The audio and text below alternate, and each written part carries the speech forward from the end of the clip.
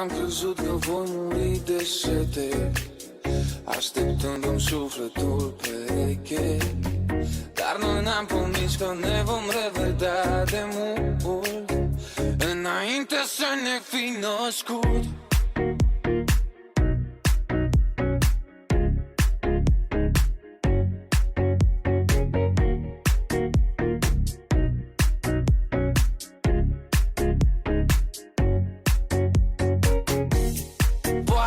Poate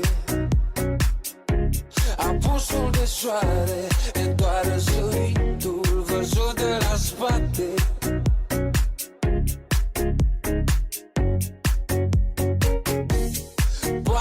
Poate